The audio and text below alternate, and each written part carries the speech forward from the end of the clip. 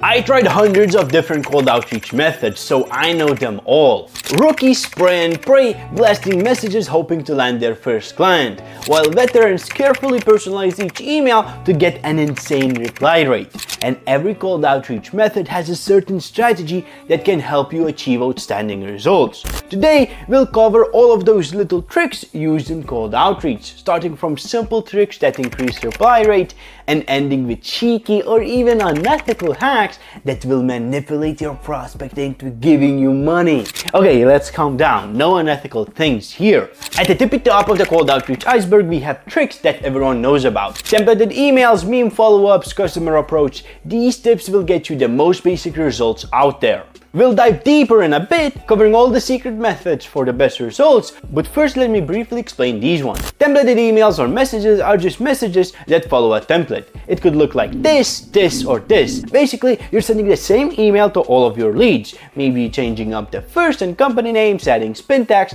but the idea stays the same. These kind of emails barely work anymore. Customer approach is also something a lot of newbies do, thinking that this is a genius strategy. Basically, you act like a customer when you're doing cold outreach. Sometimes works, but most of the time it results in more F-word replies than booked sales calls. Post interaction. This is usually done with social media. Idea behind it is that you engage, like, and comment under a few recent posts made by your prospect, just so they would notice you. It might still work in your niche, but since this tactic is so popular, it often gets ignored as it doesn't seem so genuine. Market research approach. Another way to get people to hop on a call is act like you're doing research. Prospects are more likely to talk to you if it doesn't look like you're there to sell them something. So you could act like a student or anyone just searching for information. It's also kind of like a psychology trick where your prospects feel superior because they're giving you advice. That just makes them more likely to hop on a call just so they could boost their ego. But most of the time, the market research approach goes wrong, so you're just wasting your and your prospect's time.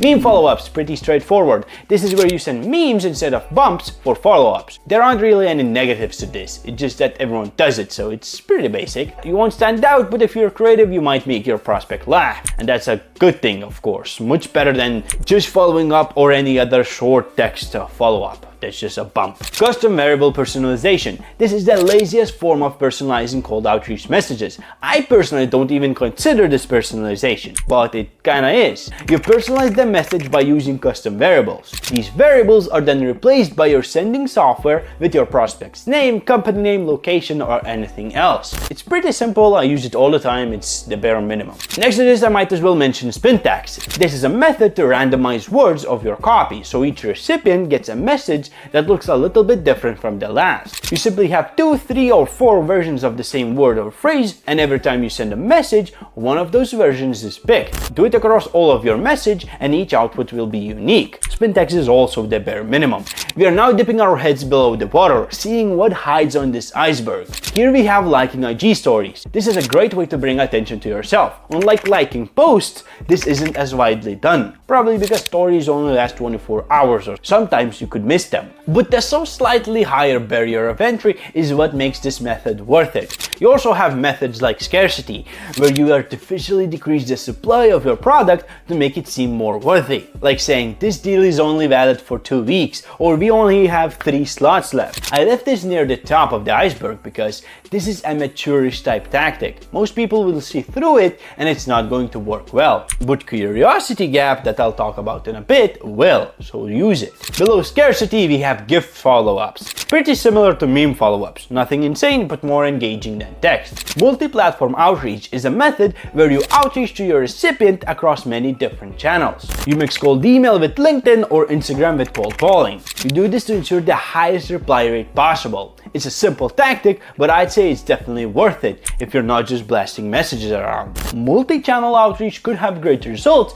but only if you have a relevant offer. Otherwise, it just looks like spamming. To not look like a spammer, use social proof. Basically, have someone outside your company confirm that your product or service works. You can do that by sharing case studies or testimonials. Simple, but very, very necessary. Looms, great way to be more engaging. Only caveat is that it hurts your deliverability. So it's hard to send looms if you're sending them in your initial email. Looms work great because they look personalized. Feels like you add real effort before sending a cold email.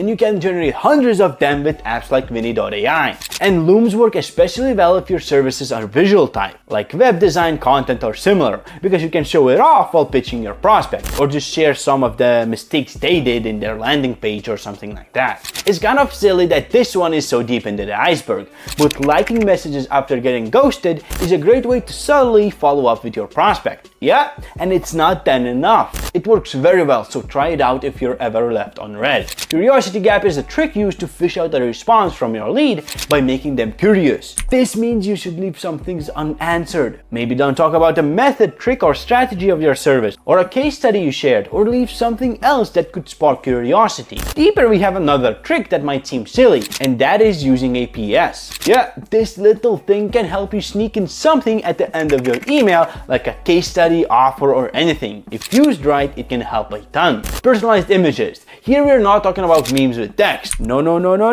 These are personalized images completely with logo, text, yourself, or anything else. I made thousands of them and they work great. You can't use them in the initial email due to deliverability issues, but they're amazing as follow-ups. Tagging prospects in a post on social media. If you notice, the deeper we go, the more complex our tricks get. Tagging someone in a post is great, but only if you actually add value with the post and don't spam the posts. I saw a great example of this on LinkedIn. A person clearly says he just wants to take money from the people he tags. Of course, it's for his services, not like a robbery. And it seems to work great. Hundreds of likes and hundreds of leads generated. Voice messages, amazing tactic that works great because it's impossible to automate. Well, you probably could with AI, but it's tricky. Voice messages are amazing because it lets your prospect know that this isn't automated, the outreach. It's a genuine message. You took the time to reach out and you're not just blasting outreach messages. So the perceived value of the message is much higher than if you compared it to a simple text. Also helps you connect with the prospect a lot more. What's better than voice messages are personalized videos. And no, I'm not talking about looms where you only change the background, or AI deepfakes where you lip sync your prospect's name. I'm talking about fully personalized videos where you hold your phone and talk to the camera as if you're sending the video to your friend. These type of videos can be mass produced, can be made at huge scale, and they work very well because of it. Of course, keep this method for social media outreach as email deliverability suffers if you send videos, but definitely try it out. Lastly, I of course had to plug our own product of unique personalized emails that scale using Salesforge. This method is one of the best for a couple of reasons. You're sending unique, relevant emails to your prospects, and all of them are different, so you enjoy high deliverability. You put in zero work because personalization is all done for you. And it's not like basic personalization, like you must be doing good at company name. No. Salesforge AI uses your product data and your leads info from their website or LinkedIn to craft each email from the ground up. So the icebreaker is personalized, the offer is personalized, the CTA is personalized, everything. And if this doesn't work, I suggest the last method, knocking on your prospect's door. I'm kidding, don't do that. Subscribe to Salesforge and check out more videos. Bye!